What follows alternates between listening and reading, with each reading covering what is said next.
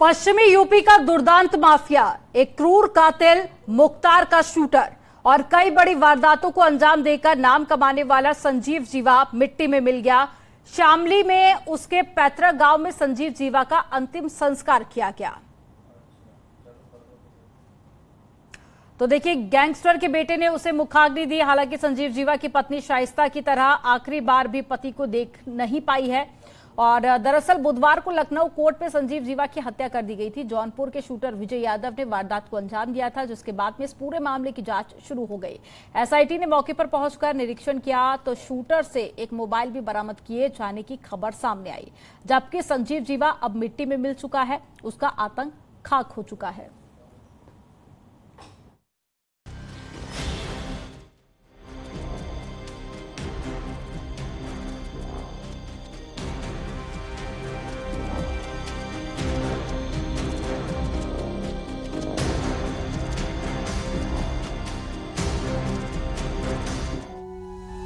मिट्टी में मिला गैंगस्टर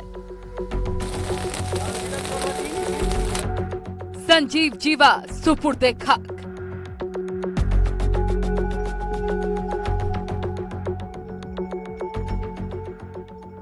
कभी जराइम की दुनिया में जिसका नाम गूंजता था, कभी पश्चिमी यूपी में जिसके नाम से लोग थर थर कांपते थे, आज उसी जीवा की लाश उसके गांव पहुंची तो अपने ही अंतिम विदाई के लिए नहीं पहुंचे।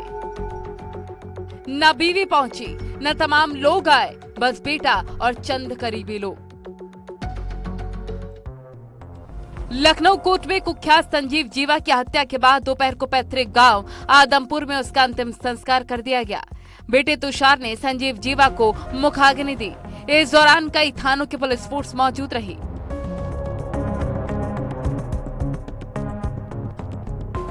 सुरक्षा और संवेदनशीलता को देखते हुए पुलिस ने दुर्दांत जीवा के अंतिम संस्कार में चुनिंदा लोगों को ही शामिल होने की इजाजत दी।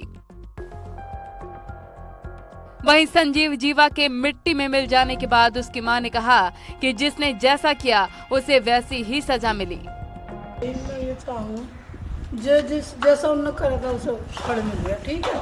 अब मेरे बच्चे बहुत छोटे छोटे, मेरी बेटी के उसे बख्शा सरकार, और उसे मतलब कोई उसे न्याय चाहिए, बट वो अपने बच्चे पाल ले, बस ऐसा करे।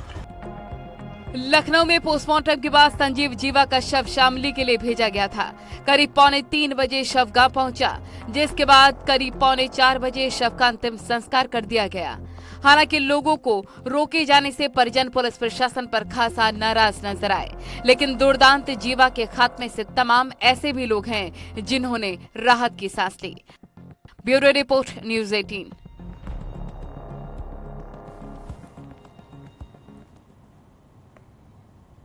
संजीव जीवा को ठीक उसी तरह से मारा गया जैसे कि अतीक अशरफ को पुलिस सुरक्षा के बीच में मारा गया था।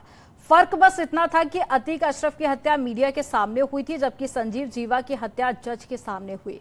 अब सवाल उठता है कि क्या संजीव की हत्या किसी गैंगस्टर का नतीजा है या फिर किसी गैंगवार का ये नतीजा रहा जिसके चलते हत्या कर दी गई।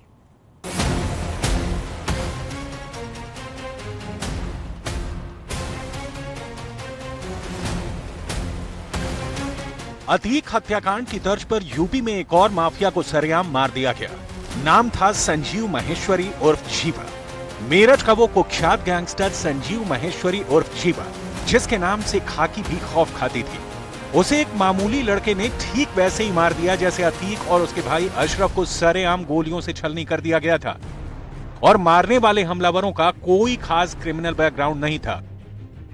जीवा हत्याकांड को अंजाम देने वाला आरोपी कौन है, उसका बैकग्राउंड क्या है, उसका आपराधिक इतिहास क्या है, ये सब कुछ जानेंगे तो आप भी चौंक जाएंगे। लेकिन उससे पहले जीवा की हत्या में जो चौंकाने वाला पर्दाफाश हुआ है उसे जान लीजिए। जीवा की हत्या में इस्तेमाल हथियार को पुलिस ने बरामद कर लिया है। यह एक सेमी ऑटोमेटिक रिवॉल्वर है। इसी रिवॉल्वर से बुधवार को आरोपी विजय पर संजीव महेश्वरी उर्फ जीवा को गोलियों से छलनी करने का आरोप है। रिवॉल्वर के साथ पुलिस ने 6 गोलियों के खोखे भी बरामद किए हैं। इन 6 गोलियों में से 4 गोलियां जीवा को लगी थीं, जबकि एक गोली दीवार से टकराकर सिपाही के पैर को चीरती हुए निकल गई और एक गोली फर्श से टकराकर एक बच्ची को जा लगी। जीवा की हत्या लखनऊ में हुई और हड़कंप जौनपुर में मच गया। बनारस और आजमगढ़ के बीच स्थित जौनपुर जिले के केराकत कोतवाली में खलबली मच गई, क्योंकि जीवा की हत्या का आरोपी विजय यादव इसी कोतवाली इलाके का रहने वाला था। विजय के बारे में पता चलते ही जौनपुर हेडक्वार्टर से डीएसपी गौरव वर्मा केराकत कोतवाली पुलिस के साथ विजय यादव के घर पहुंचे, जो कोतवाली से महज 8 किलोमीटर दूर है। विजय केराकत के सरकी सुल्तानपुर गांव का रहने वाला है। विजय के बारे में ज्यादा जानकारी जुटाने के लिए पुलिस उसके घर पहुंच गई। घर वालों से पूछताछ शुरू की। विजय के पिता किसान हैं, उन्हें अंदाजा भी नहीं था कि हल उठाने वाला हाथ कभी हथियार उठाएगा। पिता ने बेटे के बारे में बताना शुरू किया तो पुलिस भी दंग रह गई। लखनऊ कोर्ट में जीवा हत्याकांड को लेकर जिस तरीके से नाम आ रहा है सामने, वो जौनपुर के केराकत कोतवाली थाना क्षेत्र के इसी सरकी सुल्तानपुर गांव का निवासी है विजय यादव। जौनपुर पुलिस की शुरुआती जांच में न कोई इसके ऊपर गंभीर बड़ा कोई आपराधिक इतिहास है, महज पुलिस के जो स्थानीय थाने में वो दर्ज है कोविड-19 का उल्लंघन समेत एक लड़की को भगाए जाने का जो है वो आरोप लगाए जाने का मामला अभी प्रकाश में आया। हालांकि पुलिस लगातार इस विषय पर जांच कर रही है। जब से यह हत्याकांड की सूचना आई है जौनपुर पुलिस में कि यहाँ विजय यादव का यहाँ पर गांव है, तब से जौनपुर पुलिस लगातार जो है उसके घर से लेके कस्बे में, बाजार में, सरकी सुल्तानपुर में लगातार पुलिस फोर्स चक्रमण कर रही है, पैदल मार्च कर रही है। इस विषय में लगातार जांच पड़ताल भी कर रही है। सोचिए जरा कि जिस लड़के के खिलाफ कोविड-19 प्रोटोकॉल के उल्लंघन का केस हो और एक लड़की को घर से भगाने का केस दर्ज हो, उसने एक कुख्यात गैंगस्टर को मौत की नींद सुला दिया।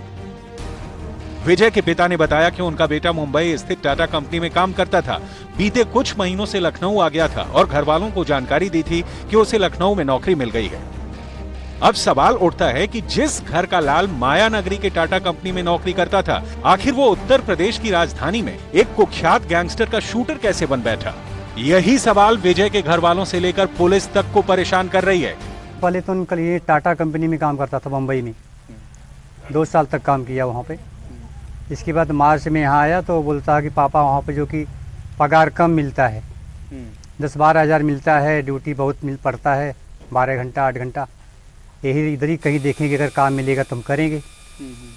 तो आया तो लखनऊ और 5-6 बार गया था काम के तलाश में। तो आता था 2 दिन के बाद, तो 3-4 दिन 5 दिन रहता था घर पे, फिर चला जाता था। ऐसे उसका आना जाना था। इसके बाद ये 10 तारीख को शादी था, 10 मई को हमारे साले के लड़के का। उसी शादी में आया था। 11 तारीख को अपन क्या हुआ कि उसको मैं केराकत तक छोड़ा, बोला हमको ड्यूटी पे जाने का है। तो हम बोला जाओ। 11 तारीख के बाद से फिर कभी फ़ोन नहीं किया। हम लोग सब परेशान। किस तरह की ड्यूटी बताई थी लखनऊ में? ड्यूटी अपना ये जो जल पाइप वाला नहीं, जो ये जा रहा है टंकी वाला, यही में बोलता है, यही में हम काम कर रहा हूँ। विजय ने अपने पूरे परिवार को अंधेरे में रखा। लखनऊ में वो किन लोगों के संपर्क में था, उसके घर वालों को पता नहीं था। वो यही समझ रहे थे कि बेटा नौकरी की तलाश कर रहा है, लेकिन बेटा शायद अपराध की दुनिया में कदम रख चुका था। जीवा की हत्या के बाद उसकी बेटी अपने वकील के साथ पोस्टमार्टम हाउस पहुंची और कोर्ट परिसर में पिता की हत्या किए जाने पर सवाल उठाए। इस हत्याकांड में एक बच्ची और पुलिसकर्मी समेत 3 से 4 लोग घायल हो गए हैं। अब पुलिस विजय से हत्या करवाने की वजहों का पता लगाने में जुटी है। इस हत्याकांड में उसके साथ और कितने लोग शामिल थे, ये भी पुलिस जल्द से जल्द जानना चाहती है।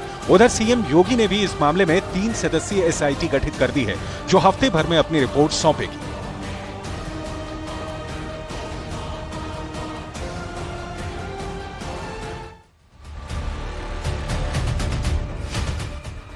दरवाजा खोला तो एक लाश मिली है, जिसमें उसके पीसेस किए मिले हैं। बॉडी के कई टुकड़े करके वो प्रेशर कुकर में उबालने के बाद काली पॉलीथीन के अंदर भी रखे गए थे। और अब बात एक ऐसी खौफनाक, विभत्स और दिल दहला देने वाली वारदात की करेंगे जिसने पूरे देश को एक बार फिर से हिलाकर रख दिया है। दिल्ली में हुआ श्रद्धा हत्याकांड, तो आपको याद होगा किस तरह से बॉयफ्रेंड आफ्ताब ने श्रद्धा के टुकड़े टुकड़े कर दिए थे। ठीक उसी तरह इस वारदात को भी मुंबई में अंजाम दिया गया। तो मुंबई में मीरा रोड इलाके में एक 52 साल के शख्स ने अपनी 32 साल के लिव इन पार्टनर की शक के चलते हत्या कर दी। और इस दरिंदे ने सिर्फ हत्या ही नहीं की, बल्कि लाश को करीब 16 से अधिक टुकड़ों में काटा और फिर सबूत मिटाने के लिए लाश के टुकड़ों को प्रेशर कुकर में डालकर उबाल दिया। और इन टुकड़ों को वो कई दिनों तक कुत्तों को खिलाता रहा। यानी दिल्ली के श्रद्धा हत्याकांड से भी खौफनाक वारदात है ये, जिसने पुलिस को एक बार फिर से सन्न कर दिया है।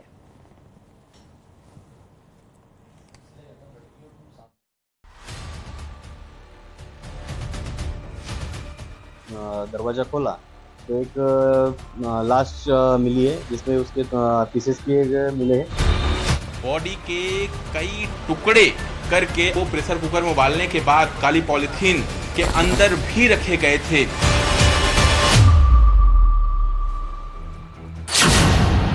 मुंबई में श्रद्धा हत्याकांड जैसी वारदात।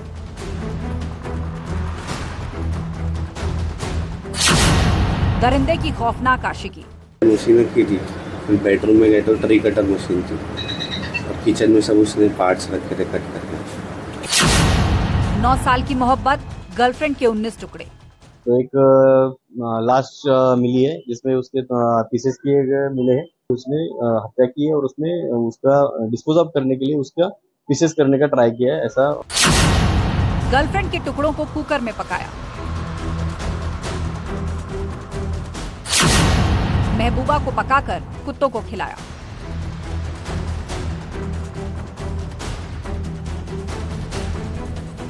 दिल्ली में श्रद्धा वालकर के साथ हुई हैवानियत की वारदात अभी तक चर्चा में थी कि मुंबई से भी ठीक वैसी ही हैवानियत, क्रूरता, जल्लादपन की खौफनाक कहानी सामने आई। ये दरिंदा आफताब से भी जल्लाद निकला। उसने आफताब की तरह लाश के टुकड़े नहीं फेंके, बल्कि उसे भी खौफनाक तरीके से ठिकाने लगाया। पहले महिला के टुकड़े टुकड़े किए, फिर शव के टुकड़ों को प्रेशर कुकर में पकाया, गर्लफ्रेंड को पकाकर कुत्तों को खिलाया। पूरा दर्दनाक हादसा, पूरा खतरनाक वाकया, शॉकिंग हादसा जो है ये सामने आया है मुंबई के मीरा रोड की गगनदीप सोसाइटी के 7th फ्लोर पर। ये 704 नंबर फ्लैट है और इसी फ्लैट में मनोज साने और सरस्वती वैद ये दोनों लिविंग में रह रहे थे और करीब 3 से 4 सालों से इस रूम में रह रहे थे। और 3 से 4 सालों में इस रूम में रहने के दौरान वो लिविंग में थे, लेकिन शक मनोज साने को हुआ कि जो सरस्वती वैद है उनका अफेयर किसी और के साथ चल रहा है और इसी शक के जरिए कई दिनों से उनके बीच झगड़े हो रहे थे।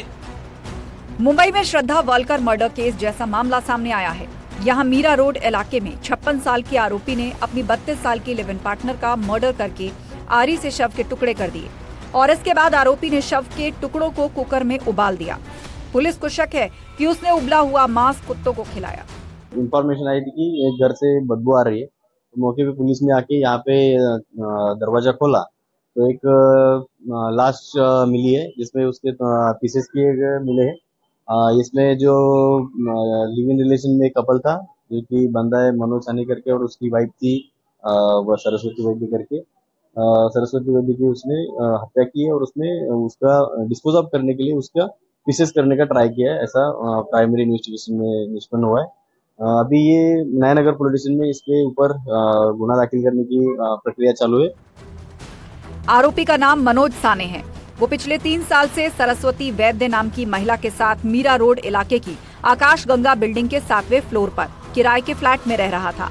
फ्लैट से बदबू आने पर बिल्डिंग के लोगों ने बुधवार को पुलिस को सूचना दी, लेकिन पुलिस ने जब फ्लैट का दरवाजा खोला तो अंदर का मंजर बेहद खौफनाक था। झगड़े होने के दौरान ऐसी नौबत आई कि जो उन्होंने न सिर्फ अपनी लिविंग पार्टनर की हत्या कर दी बल्कि उसके कई टुकड़े करके उसे कुकर में उबालकर ठिकाने लगाने की फिराक में थे। लेकिन मौके पर पुलिस पहुंची। कल जब यहां पर पुलिस पहुंची तो जब ये दरवाजा खोला गया फ्लैट नंबर 704, तब इसके अंदर पुलिस ने जो नजारा देखा उससे पुलिस भी दंग रह गई। दंग क्यों? क्योंकि यहाँ पर पूरा खून बिखरा हुआ था, कटर रखा हुआ था पेड़ काटने वाला और इसके अलावा बॉडी के कई टुकड़े करके अलग अलग बाल्टी में अलग अलग जगहों पर रखे हुए थे और कुछ टुकड़े जो थे वो प्रेशर कुकर में उबालने के बाद काली पॉलीथीन के अंदर भी रखे गए थे। लेकिन पुलिस मौके पर पहुंची, उसे कब्जे में लिया और कब्जे में लेने के बाद आरोपी को मौके से ही गिरफ्तार कर लिया। पुलिस के मुताबिक मनोज और सरस्वती की लव स्टोरी 9 साल पुरानी थी, लेकिन दोनों के मोहब्बत का ऐसा खौफनाक अंत होगा किसी ने सोचा नहीं होगा। दरअसल मनोज और सरस्वती के बीच झगड़ा हुआ था और उसके बाद मनोज ने महिला की हत्या करके उसके शरीर को कटर से काट डाला और आरोपी ने सबूत को मिटाने के लिए लाश के टुकड़े कुकर में डालकर पका दिए। सोसाइटी के रहने वालों ने पुलिस को बताया कि आरोपी को पिछले 2-3 दिनों में कुत्तों को कुछ खिलाते देखा गया, लेकिन इन लोगों ने बताया कि आरोपी को पहले ऐसा करते कभी नहीं देखा गया था।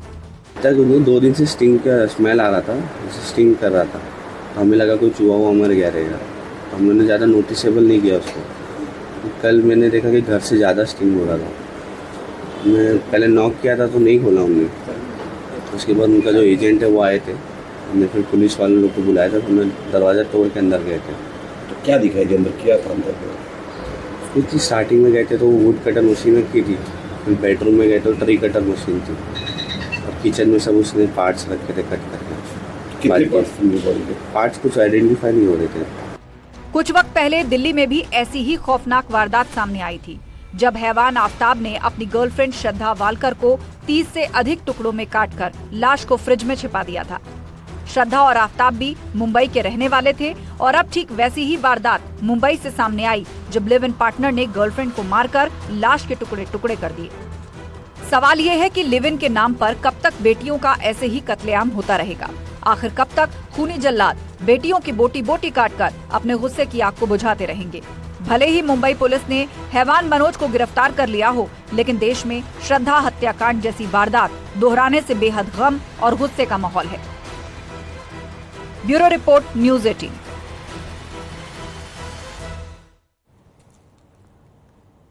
और चलिए यहाँ रुकेंगे एक छोटे से ब्रेक के लिए। आप देखते रहिए न्यूज़ 18।